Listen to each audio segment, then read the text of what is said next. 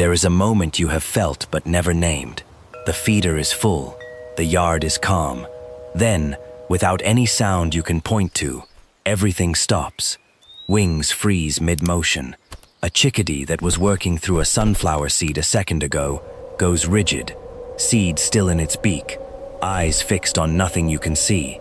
The whole yard drops into a silence that feels different from ordinary quiet, heavier, more deliberate.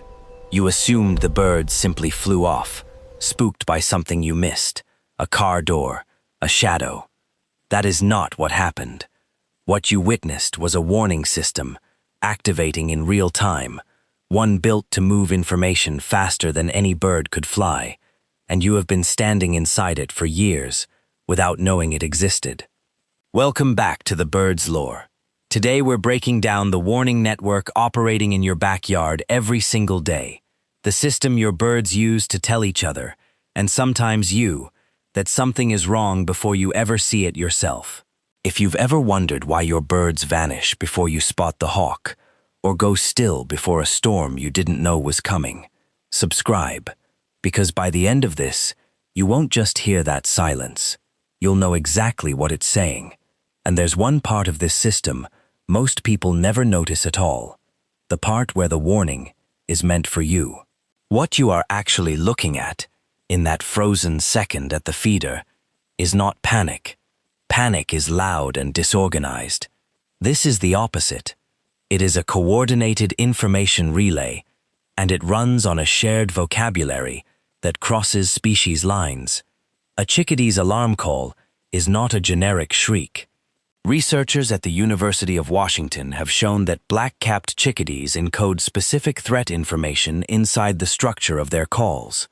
The number of D notes at the end of their signature call scales with the danger level of a predator, so a small, agile, high-threat hawk gets a call with far more D notes than a larger, slower, lower-threat owl. That call is not noise. It is a graded report, and every bird in earshot, regardless of species, is built to interpret it. That report does not start with the chickadee, and it does not end with it either. Before you ever hear that call, a slower process has already been running. Birds in a shared territory learn to recognize each other's individual alarm signatures over time, the same way you learn to recognize a neighbor's voice through a wall. A blue jay does not need to see a hawk itself to react to one. It only needs to hear the specific tonal shift in a nearby chickadee's call, cross-reference it against the calls of every other species nearby, and respond accordingly. This listening network has been building since before you ever put a feeder in your yard.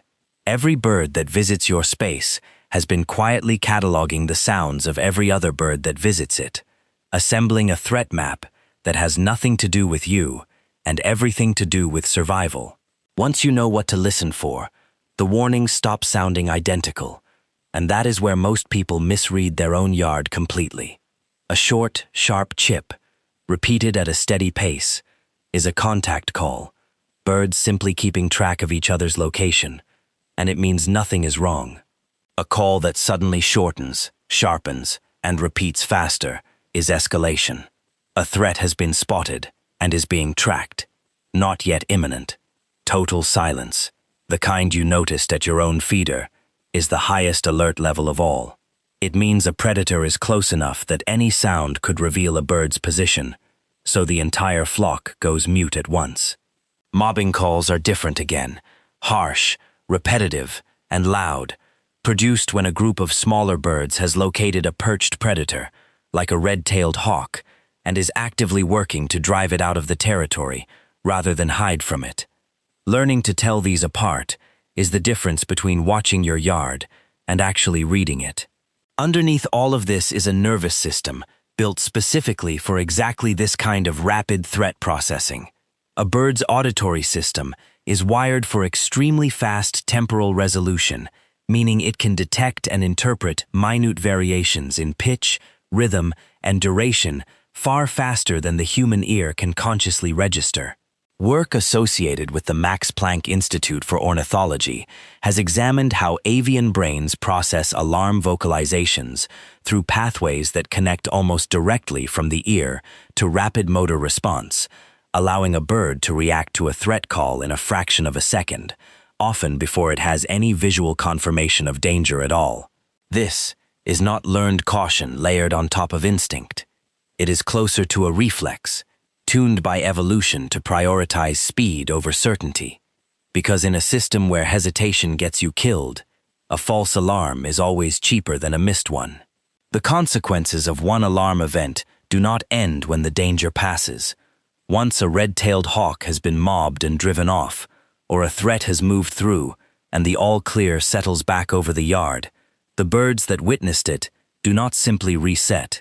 Studies referenced through the Cornell Lab of Ornithology have documented that birds retain heightened vigilance for a period after a serious threat event, meaning your yard may feel unusually quiet or cautious for an hour or more after a hawk passes through, even with no visible sign anything happened at all. What looks like an ordinary slow afternoon at the feeder may actually be your birds still running on alert, still listening for a second wave, still deciding whether it is safe to fully stand down. Here is the part that changes how you see your own presence in that system. You are not outside this network. You are inside it, and your birds have been reading you the entire time you thought you were the one watching them. Work out of the University of Exeter on wild bird responses to human behavior has found that birds distinguish between different humans based on posture, movement pattern, and predictability, adjusting their alarm thresholds accordingly. A person who moves slowly, appears at consistent times, and behaves predictably gets folded into the background of safe conditions. A person who moves erratically, appears unpredictably, or has been associated with a disturbance in the past, gets treated as a variable worth monitoring.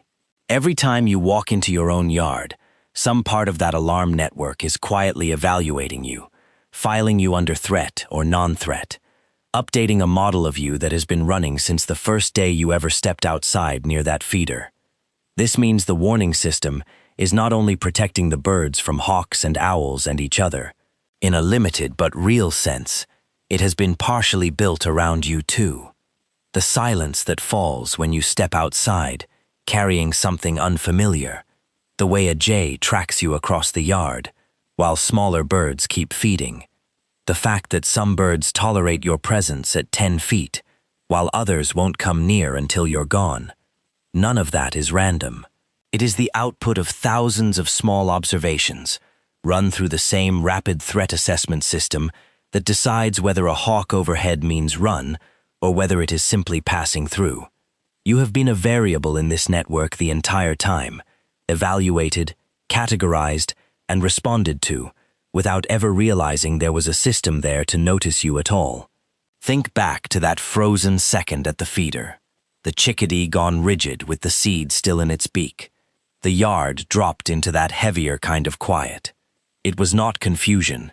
It was one bird's call, precisely coded, moving outward through a network built over months of shared listening, reaching every species present within a second or two of the first sound. The chickadee delivered the report. The blue jay cross-referenced it against everything it already knew, and either escalated the alarm or held its position. Somewhere above, if you had looked, a red-tailed hawk was likely the reason the whole system fired at once, its presence detected and relayed before your own eyes ever found it in the sky. And you, standing there watching, were never just an observer of that moment. You were already inside the calculation, filed somewhere between safe and unknown, part of the landscape this system has been quietly mapping since the very first day you filled that feeder.